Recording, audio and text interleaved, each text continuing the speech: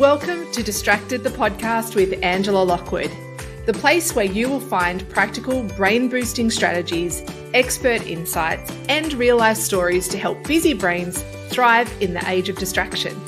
Let's go. Welcome to Distracted. I'm Angela Lockwood. Thanks so much for joining me today. I have a conversation with you that I want to have. It came up on my morning walk just the other morning, as it always happens. If I'm out walking, often questions pop into my mind and I think, I wonder what other people think about this. And this was one of them. The question was, do we keep ourselves stuck? And let me give you some context of what this is about. I often have clients that come to me, actually pretty much all the time, and they're feeling some level of being stuck in their lives. So it might be that they're feeling like they're not progressing in their goals, or it might be that they're working towards something and that they've hit a plateau, or it might be that they want to do something, but they don't know what the next best step is. So they basically feel stuck. Often, you might even feel this yourself sometimes, that the work that you're doing is not lighting you up, or the job that you're currently in is not where you see yourself long term. And so what we do is we find ourselves feeling very just stuck in a rut. I often liken it to your feet feeling like it's in concrete.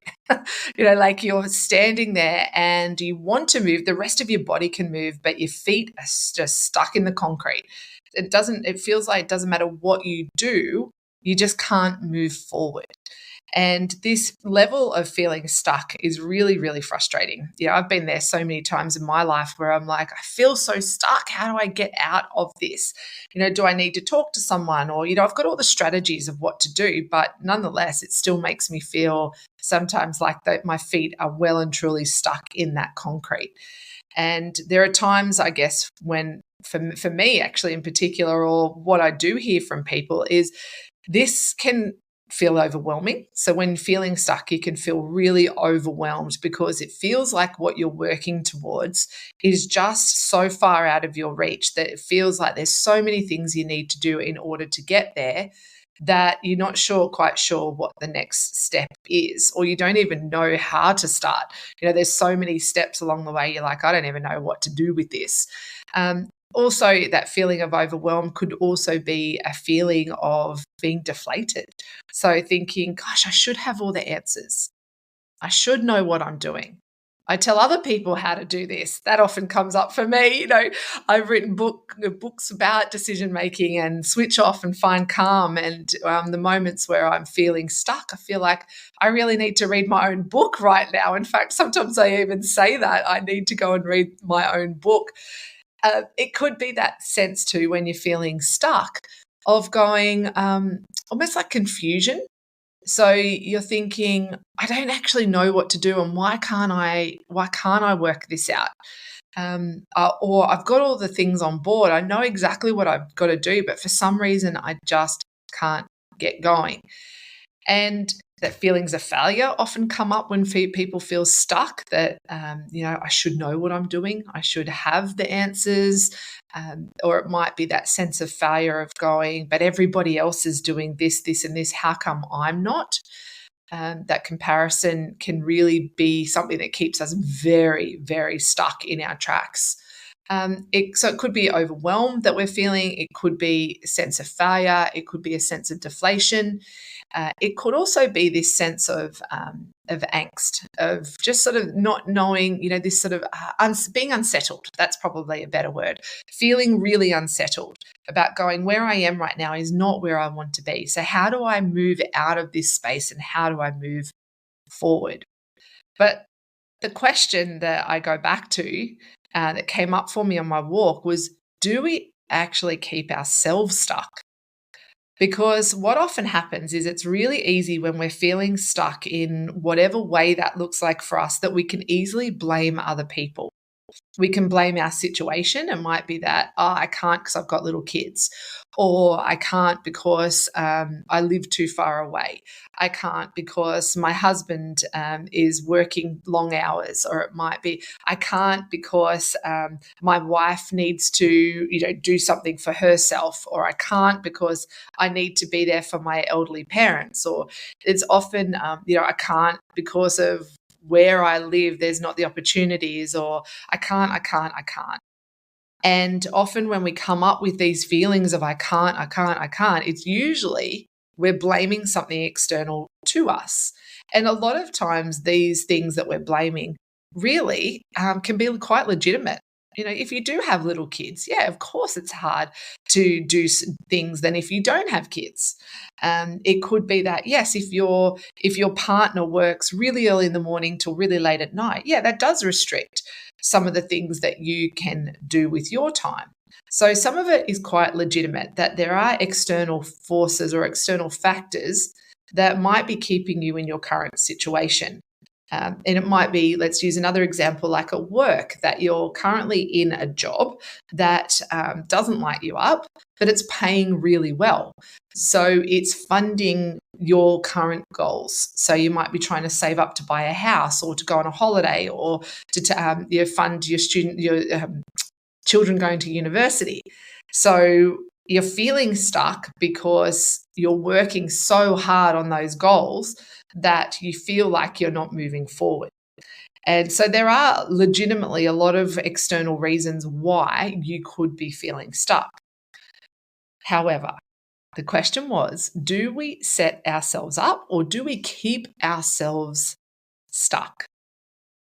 And when I was thinking about this a little bit more, I thought there are so many times we keep ourselves stuck, that there are legitimate reasons why we are in the situation we're in. But I see time and time again, particularly when clients come to me and I'm working with clients, where their behaviors, their habits, the decisions that they make are actually the things that are keeping them stuck. So there might be a presence of external things that are happening for them, but it's the decisions that they're making each and every day that are keeping them stuck. Now, in my first book, which was called The Power of Conscious Choice, I explore how we make decisions. And it's a really fascinating area to jump into, looking at how do we make those conscious decisions in the moment when it feels like so many things are out of our control. But this question of do we keep ourselves stuck, I want you to think about that now, right? Think of a goal that you are currently working towards. Or something that you're really trying hard to learn, or an area of your life that you're trying to develop. It could be that you're going back to study at university, and that's a big goal for you. Or it might be that you are training to do something physical. You might be doing the Kokoda challenge, or it might be that you're wanting to save money for something. It might be that you're wanting to build a business. It might be that you're wanting to integrate more artificial intelligence into your business. That's just a very specific example, but I'll unpack that a little bit in a moment. So that question of do we keep ourselves stuck? Think about what is a current goal that you're working on. Now, what I want you to do is think how your decisions over the course of maybe today, yesterday, or over the last week have allowed this to become a success for you. So let me say that in a different way. Has all of your decisions aligned to making that goal successful? So an example of this might be, okay, let's go dry July, which is what a lot of people here in Australia do. They do dry July. So they say they're not going to drink alcohol for the whole of July. And a lot of people do this as a way just to recalibrate their health, to help give their body a good kickstart. It's a great idea. But what I hear so many times is people declare at the beginning that they're doing dry July. They're so excited, they share it with everybody. But then about 3 days in, they're having a drink.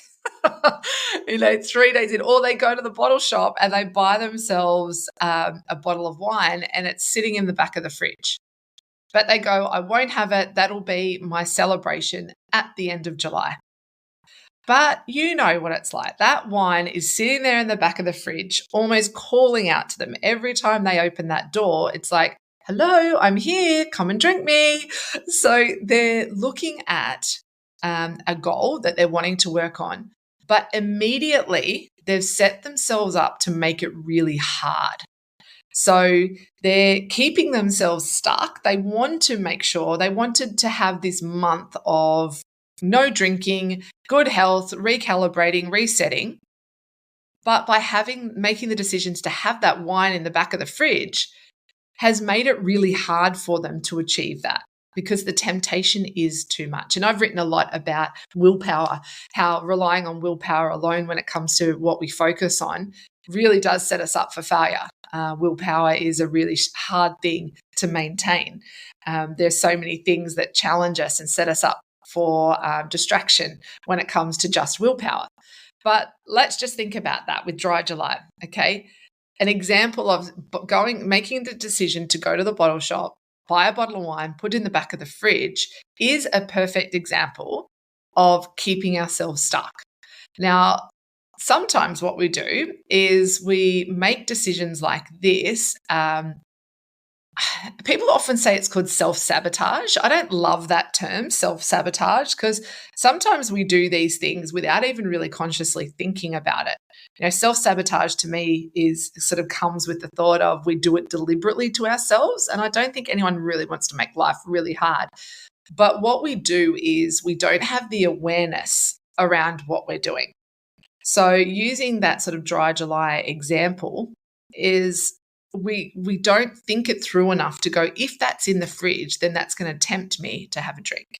Or if Dry July is so important to you that that's a really important month for you to recalibrate your health, then don't set up a night out with your mates. Don't set it, because that's going to keep you, it's going to basically make it really hard for you not to drink. It's going to make you rely on willpower. But also what it does is it makes us almost tell ourselves that we can't do it. So it reinforces the belief that, see, I told you couldn't do it. But in fact, we've set ourselves up to fail in that anyway. So keeping ourselves stuck really comes back to the decisions that we make. It's being aware of what we're doing, but also taking that awareness of what we're doing and then saying, okay, am I setting myself up to keep me in this position? So let's give you another example. So one of the things I often hear a lot with people is they want to slow their thinking down. They want to be able to focus more on the things that really matter to them. They're feeling constantly distracted, pulled in every single direction. They don't have time to do the things that really matter to them. Okay, they don't have time, which is what I often hear, to exercise. I don't have time to visit friends. I don't have time to work on, my guitar playing. I don't have time to do all of this. And they want to move forward so much. They want those things to be such an important part of their life, but they're making decisions that are keeping them stuck in their current reality. An example of this would be, that they have the phone next to their bed at nighttime. So they want better sleep. They want to switch off from work, or they want to switch off from social media, but they're keeping themselves stuck by having their phone next to their bed. Think about it, right? Like I want you to just have a little think about how often we do this to ourselves. I want to be more present with my kids.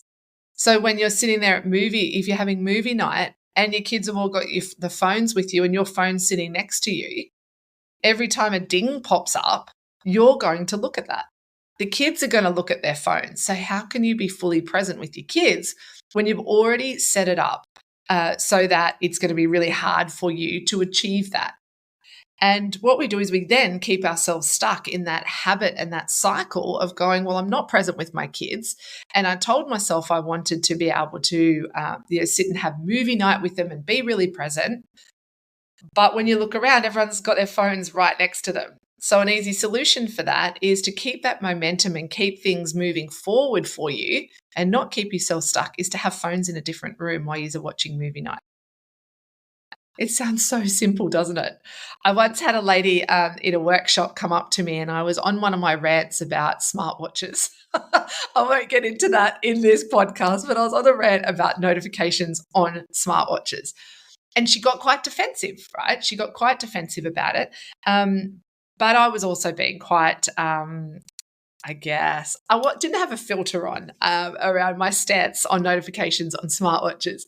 And she ended up coming up to me later on in the workshop, and she said, "Do you know what? I've actually decided that I'm going to turn the notifications off on my smartwatch. I hear you. I know what you're saying. When I'm sitting there speaking to someone, a notification pops up on my watch. And so I immediately stop listening and I look at my phone and my watch. And I really don't like when I do that." Now, what was interesting is we had this discussion. I said, "Good for you. Like, that's such a great, really easy thing to implement. You have the control to do that. You've obviously aware of what you're doing. You've made the next step." Now, what was interesting, day 2 of the workshop, she came up to me and she said, "Oh, Edge, what I realized overnight is I was very selective in the notifications that I had on my smartwatch. I was a bit selective with what I turned off and what I kept on." And I laughed because she said, I was sort of cheating myself. I wasn't quite ready to turn them all off. I left a few of these notifications on. And so what we ended up doing was having a chat. I had a chat to her about how big it was for her to want to achieve that, to be more present in conversations rather than looking at her watch, because that's what really that was about. Her goal was to be more present when speaking with people rather than being distracted by her watch. She had the intent. She had the awareness. She had the intent. She put some strategies in place. But what would have kept her stuck is by shortchanging herself and keeping on all the notifications, and she would have just stayed in the same spot. She would have given herself that little bit of, dopamine hit, that feel good reward hit about going, "Good for you, you've turned a few things off." But it wasn't until she woke up and realized that when her husband was talking to her, she looked at a watch. She went, "Okay, I've shortchanged myself here." So we then could have a discussion around her keeping herself stuck, that she was keeping herself in that same pattern by not doing a little bit more of the harder work, which was turning everything off. And I heard from her a few weeks later, and she was very, very happy to say that all the notifications are off on her smartwatch, because that was a thing for her, and that she's finding that she's not missing it and that she's more present in conversations. And what could have happened, let's have a look at the alternate scenario to this. She could have given herself a big pat on the back and said, "Good for you, you've turned off a few things," and just continued with life. But what she did is she realized that her goal wasn't yet met. So there was still something that was keeping her stuck from achieving that goal. And it was something as simple as turning all the notifications off on her smartwatch. That's a really practical example. For you, it could be anything. There is an endless, range of goals that you could be working on. But I want you just to take a moment and think, where am I keeping myself stuck? Where am I keeping myself through the decisions I'm making, through the habits that I'm creating, that is keeping me stuck and not moving me forward? Another example could be, I want to get up earlier. I want to be able to get up and do maybe some meditation in the morning, just 5 or 10 minutes. But when that snooze button, when the alarm goes off, you hit the snooze button and you go back to bed. So that is a perfect example, again, of keeping yourself stuck. You've made the decision, turn off the alarm, hit snooze, and now you've missed the time to do the thing that really matters to you.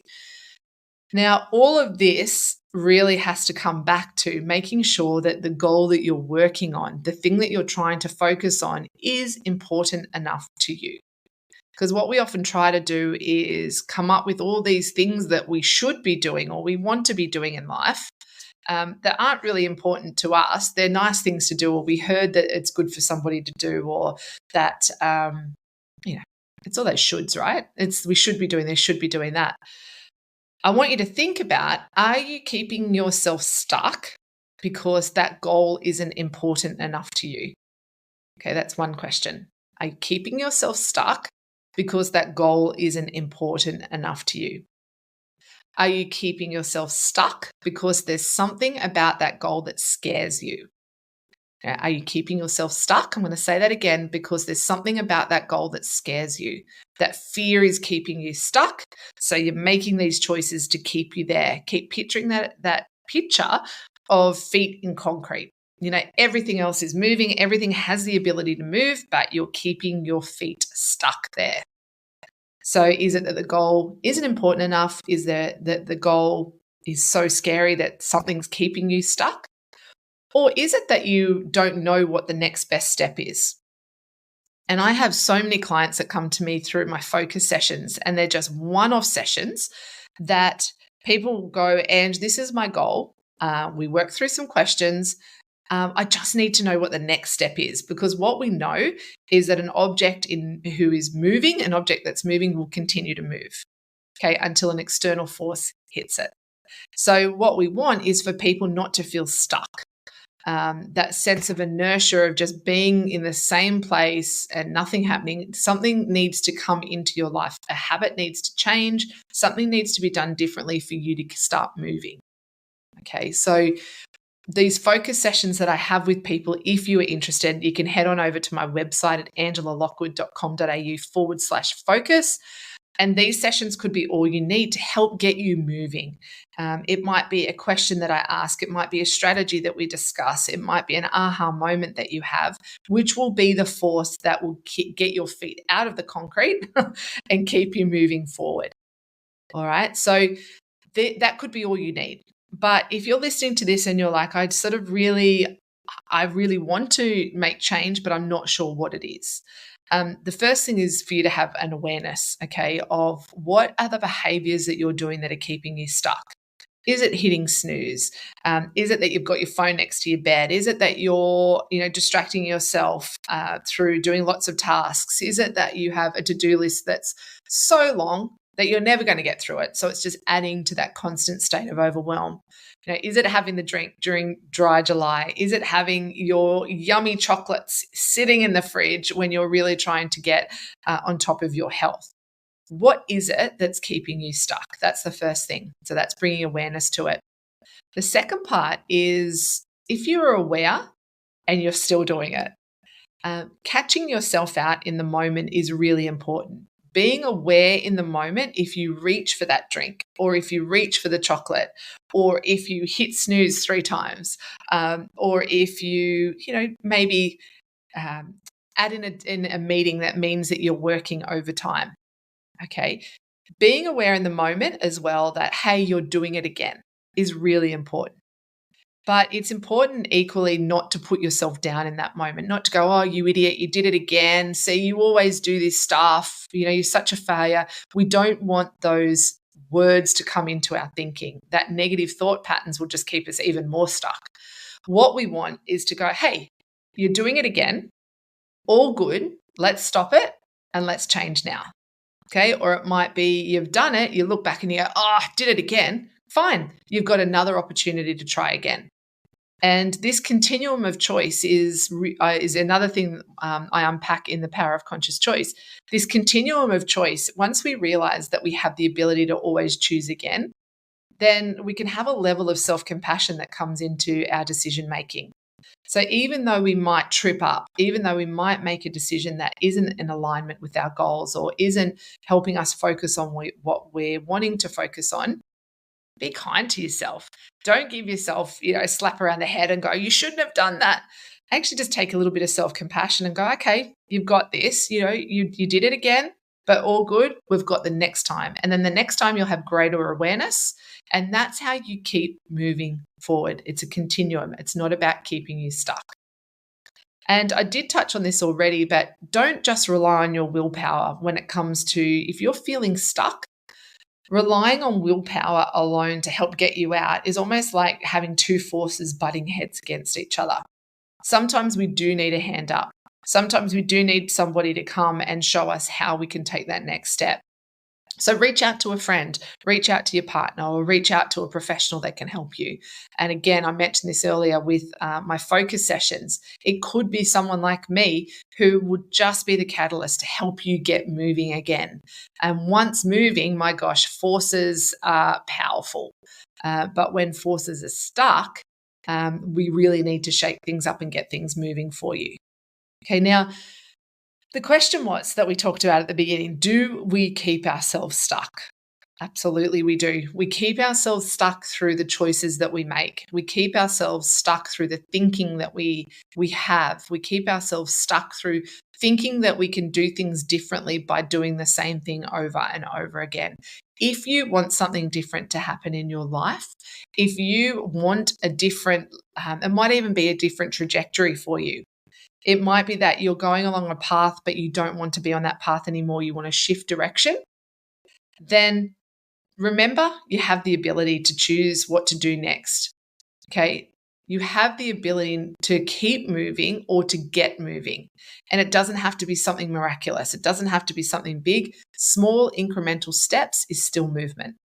So if you're feeling stuck right now, be really kind to yourself and go, okay, I got this. Awareness is the first thing. So give yourself a pat on the back. You're aware of it. You're aware that you're stuck. Now, what do you do next? Is you ask yourself, is that goal big enough for me? Or is it something that's more as important for me? Is it something that I really am aligned to? And if it is, knowing the next best step is a matter of sitting, reviewing and going, well, what should I do next? Like, what is the thing for me that I need? What is the easiest way for me to get moving? What is the next step to get my ball rolling? And I'll guarantee you, once you start moving, opportunities will appear. Things that you've never seen before will start to show up in your life, and you'll start to get that feeling of momentum and progress. And we all love the feeling of progress. Now, there is a recent ebook that if you're finding social media or your phones are really hard for you at the moment to help you stay focused on your goals, head on over to my website. I've got a free ebook called The Attention Algorithm, and it's at angelalockwood.com.au/attention, and you can download that for free, and it's got really great strategies on there and helping you to bring awareness to some of your behaviors around technology use and how you can shape the technology that's around you to help you move closer towards your goals. And there might be some really great ideas in there to help you get moving. So do we keep ourselves stuck? Yeah, we do. But the great thing is that we have the ability to get moving. We know what we've got to do. Look for support if you need it. But if anything has resonated for you on here, or you know that somebody's stuck and really struggling, share this episode with them, email it to them. It could be the one thing that gets them moving. And what a special gift. But until next time, thanks so much for joining me. I'm Angela Lockwood. You've been listening to me here on Distracted. And today it was all about, do we keep ourselves stuck and how do we get moving? All right, everyone, until next time, enjoy. And I can't wait to hear what your next best step is. Thanks, everyone.